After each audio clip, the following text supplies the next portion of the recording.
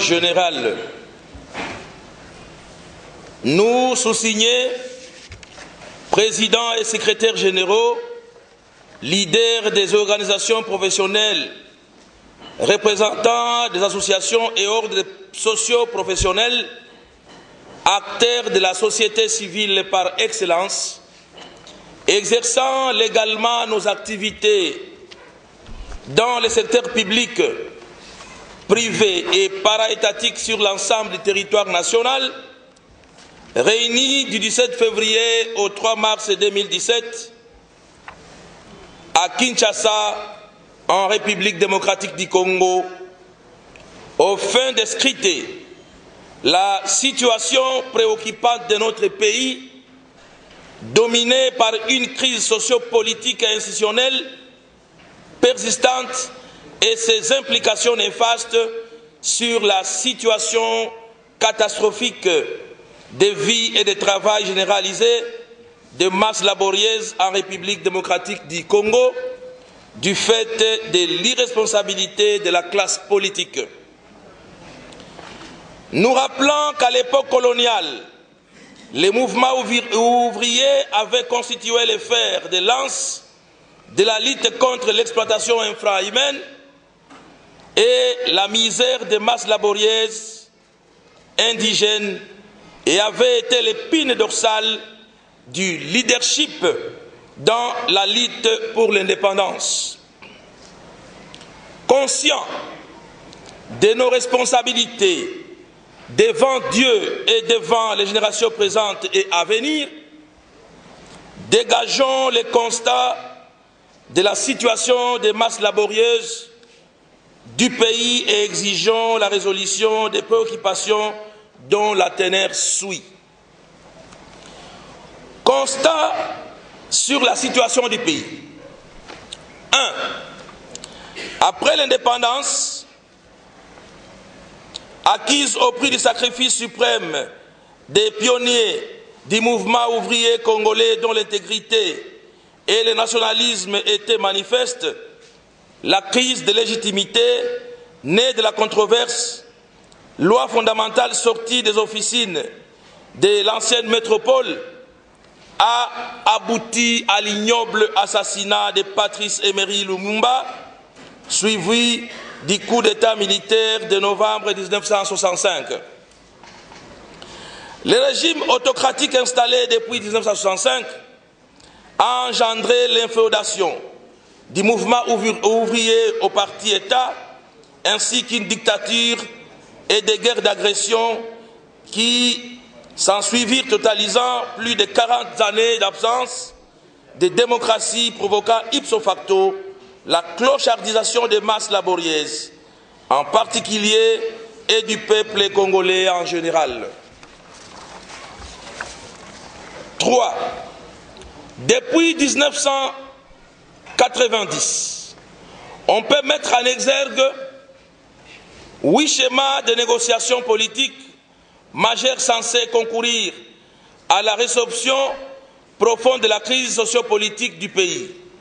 Il s'agit de négociations politiques d'avril 1990 fondées sur la simple prévision de la Constitution de 1967, de l'ISOR et alliés, ici Union sacrée de l'opposition radicale et alliée d'août 1992 basée sur la Conférence nationale souveraine, de la mouvance présidentielle d'avril 1994, rivée sur la tenue du conclave politique national, de la classe politique d'avril 1994, basée sur les accords de concertation politique du Palais du Peuple, de la classe politique et forces vives de la nation d'avril 2003, fondée sur le dialogue intercongolais, dont les points de mire ont été la gestion consensuelle du pouvoir pendant une période de transition et les nouvelles ordres politiques définies dans la Constitution du 18 février 2006,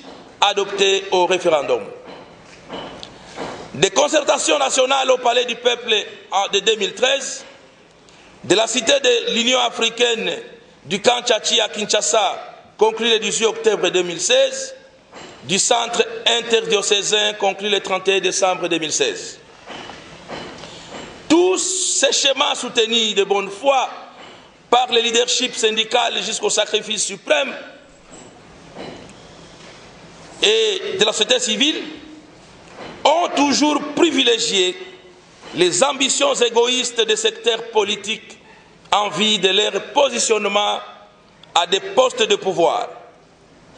Par ailleurs, ces acteurs et fonctionnaires de l'État, des travailleurs du secteur paraétatique et privé, des problématiques du travail et des salaires décents ainsi que du chômage et de la jeunesse désœuvrée.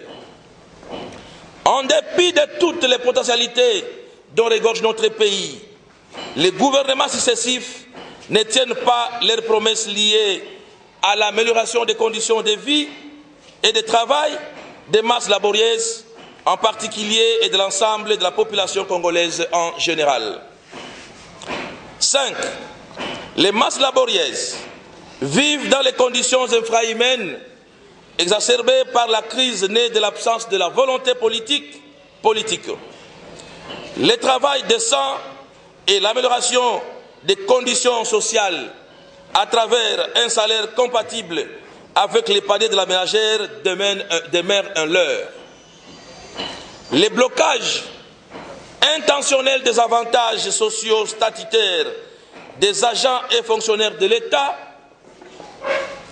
les discriminations des barèmes des salaires dans l'administration publique, les SMIG irréalistes face à la montée des prix du carburant avec la dépréciation du franc congolais, la déperdition scolaire, la ration alimentaire en délestage, ne répondant pas aux normes admises, sème la désolation dans les ménages de masse laborieuses.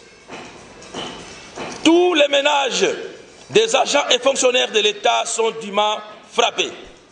Il s'agit notamment des familles, des militaires, des policiers, des enseignants, des médecins, des infirmiers, des magistrats, des professeurs d'université ainsi que des travailleurs du secteur interprofessionnel public et privé.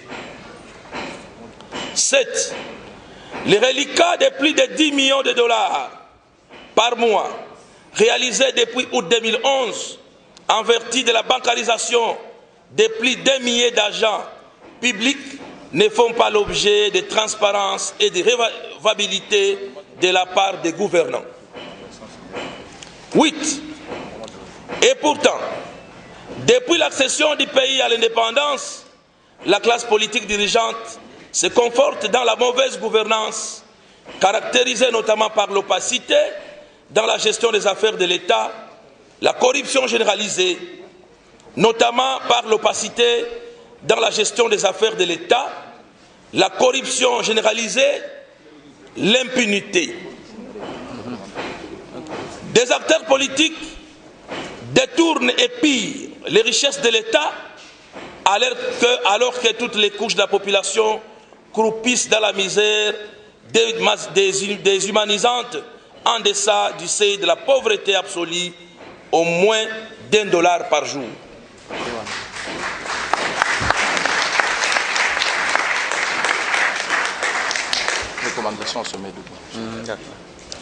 En dépit des propositions pertinentes de l'article 48 de la Constitution garantissant le droit à un logement décent et le droit d'accès à l'eau potable et à l'énergie électrique, le manque de logement décent, la pénurie d'eau et d'électricité sont la principale source de maladies et des accidents mortels qu'endurent les populations congolaises, dont les masses laborieuses.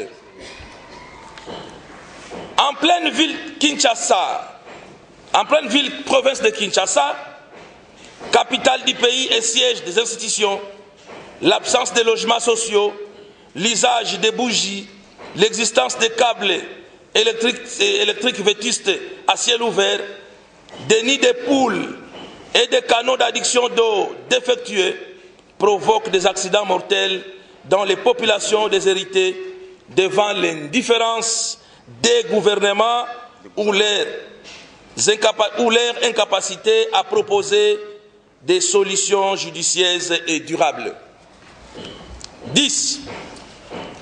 La bipolarisation de la scène politique par les protagonistes de la majorité présidentielle et de l'opposition nuit à la floraison de la démocratie. Un groupe s'accroche au pouvoir au mépris de la Constitution et des lois de la République, tandis que l'autre est inféodé, laminé par la recherche de repositionnement au lieu de constituer une alternative crédible pour la recherche de l'intérêt général. La société civile s'aligne sur les deux pôles, sacrifiant toutes les aspirations profondes des masses laborieuses à la démocratie et au progrès social. En définitive, depuis la promulgation de la Constitution du 18 février 2006, les politiciens de toutes les tendances confondues, à l'instar ceux de 1965 à 2006, se battent pour des postes à leurs intérêts partisans, sans aucun égard sur la misère noire des masses laborieuses et la pauvreté absolue de l'ensemble des populations congolaises. Recommandation.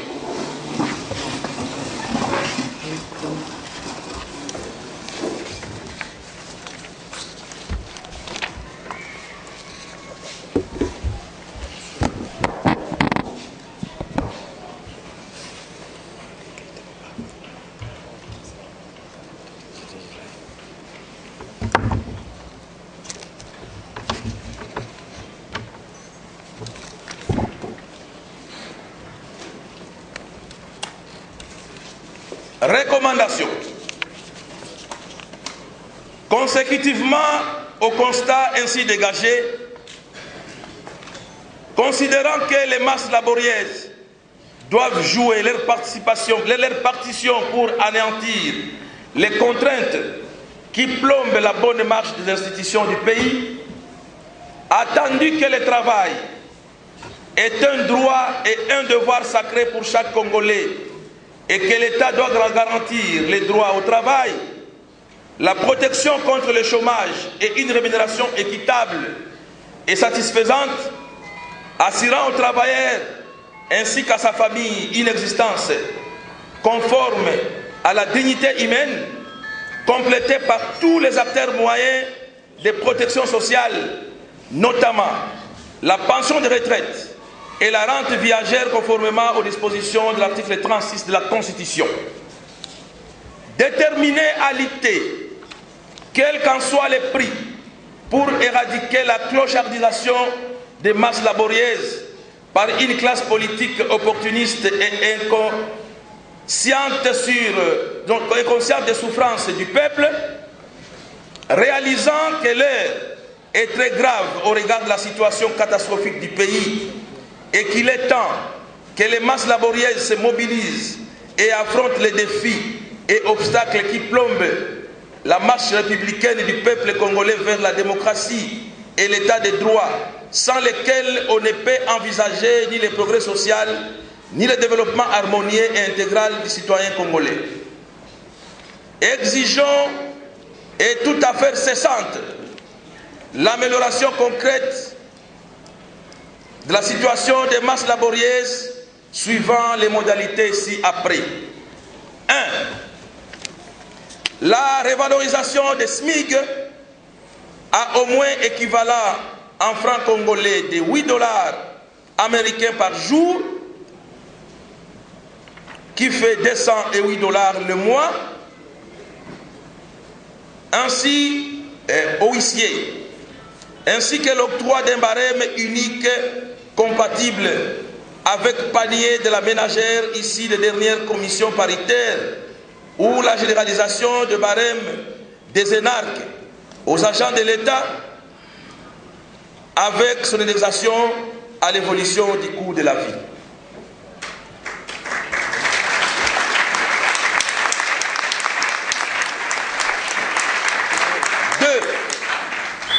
L'assainissement des conditions de travail comme recommandé par les syndicats dans tous les secteurs publics et privés. 3. La restitution de toutes les primes dues aux fonctionnaires et agents de l'État supprimées sans raison valable et c'est en violation du principe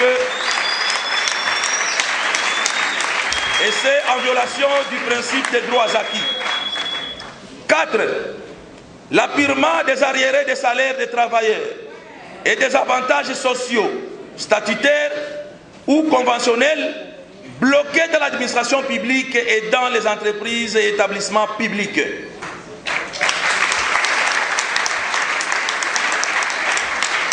5. L'octroi des subventions aux organisations syndicales conformément à l'article 37 de la Constitution. 6. L'annulation du projet unilatéral de révision du Code du travail tenu par le gouvernement. 7. La réhabilitation des agents, cadres et délégués syndicaux ainsi que des fonctionnaires et d'autres employés des établissements publics suspendus ou révoqués abusivement.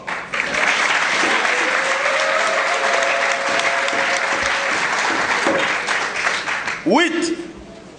L'annulation de toutes les réformes fantaisistes engagées dans les entreprises du portefeuille de l'État au mépris de la loi numéro 08/008 du mois de juillet 2008 portant dispositions générales relatives au désengagement de l'État.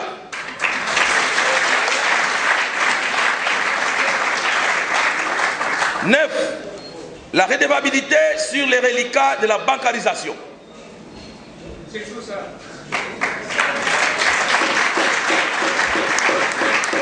10. Le règlement des conflits collectifs des entreprises muées en établissement par la fameuse réforme. 11. L'inventaire du patrimoine immobilier de l'État à travers tous les territoires nationaux pour y loger les cadres de l'administration privée, des indemnités de logement et ainsi les protéger face aux tracasseries des bailleurs. 12. La récupération des 60 villas, propriété de l'hôpital général de référence de Kinshasa de l'État, dans la cité Mimosa, faisant partie du domaine public de l'État.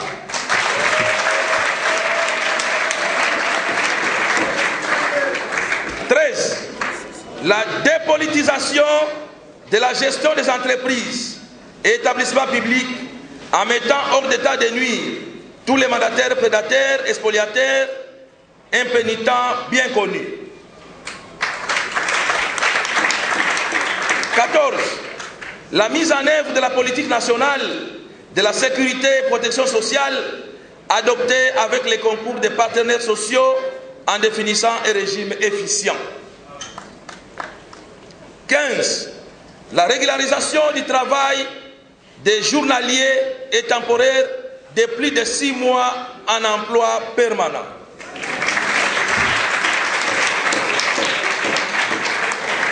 16.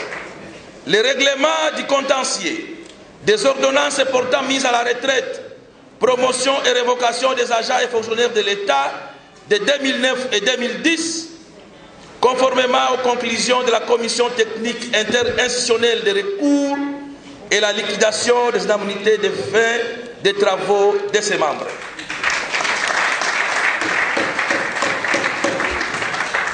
17. La réglementation de l'importation des boissons et d'autres produits de consommation courante pour sauvegarder les industries locales K, Bralima, Boukine, Congo Fitir, Brasimba, etc. 18.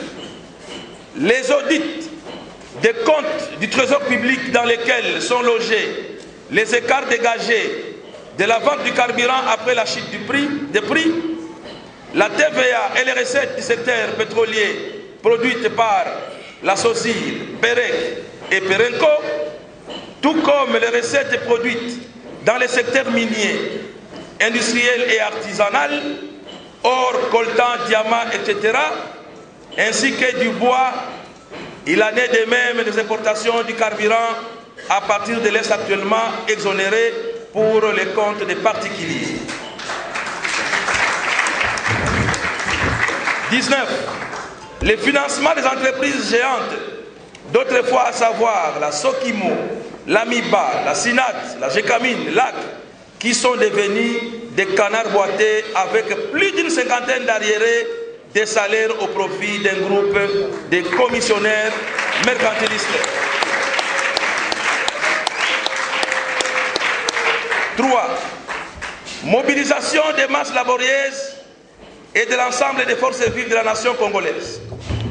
En tout état de cause, la dynamique des regroupements socio-professionnels de la République démocratique du Congo, en sigle DRSP, fait remarquer que toutes les couches vitales des populations congolaises tiennent à l'épanouissement harmonieux et intégral des masses laborieuses.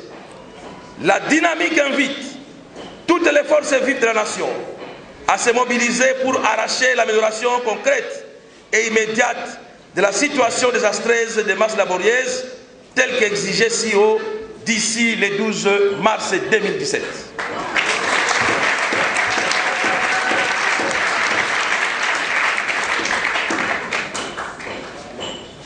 Passé ce délai, la dynamique sera dans l'obligation d'inviter toutes les forces vives de la nation, à l'occurrence les syndicats interprofessionnels, les agents et fonctionnaires de l'État, les médecins et infirmiers, les enseignants et professeurs d'université, les magistrats, la jeunesse estudiantine, les vendeurs de marché, les transporteurs, conducteurs de gros véhicules, taximens et wewa, ainsi que tous les travailleurs du secteur public et privé, à entamer la procédure qui aboutira à l'arrêt général du travail dans tous les services précités sur toute l'étendue de la République démocratique du Congo pour revendiquer l'amélioration concrète de la situation des masses laborieuses.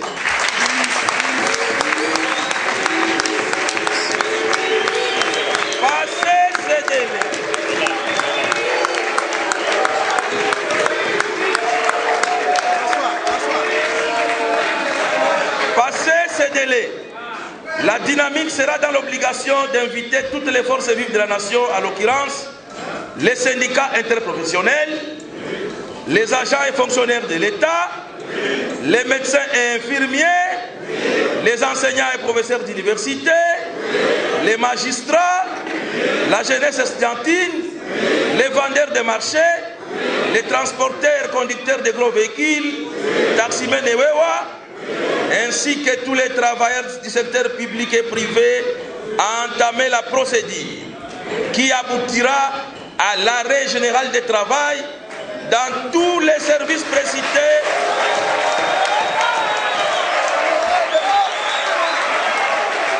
Camarades A! Camarades A!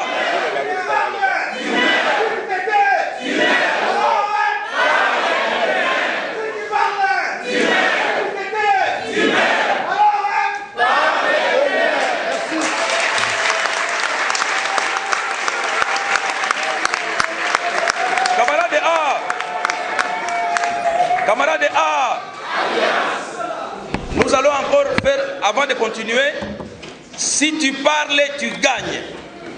Si tu parles, tu gagnes. Si tu ne parles pas, tu perds. Si tu ne parles pas, tu perds.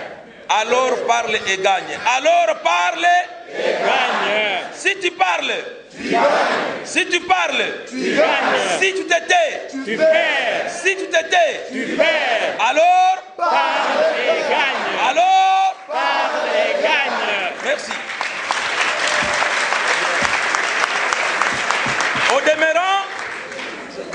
Au demeurant, la dynamique des regroupements socio-professionnels du Congo, DRSP en sigle, rend hommage à tous les martyrs de la démocratie et salue la mémoire d'Étienne Tshisekedi Wamulumba. Mettez-vous debout, une minute de silence.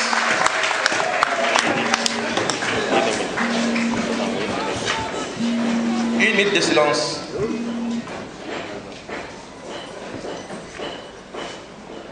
Merci. La DRSP rend hommage à tous les martyrs de la démocratie et salue la mémoire d'Étienne Tshisekedi Wamulumba, icône immortelle de la lutte pour la liberté, la justice sociale et les progrès communautaires. La dynamique des regroupements socio-professionnels de la République démocratique du Congo, DRSP en sigle, sollicite le soutien du patronat, de toutes les associations et de tous les autres professionnels, ainsi que la communauté internationale pour le triomphe de l'État de droit et de la justice sociale en République démocratique du Congo. Fait à Kinshasa le 3 mars 2017. Vive la République démocratique du Congo, vive la dynamique des regroupements socio-professionnels des respects en sigle et vive les peuples congolais. Je vous remercie.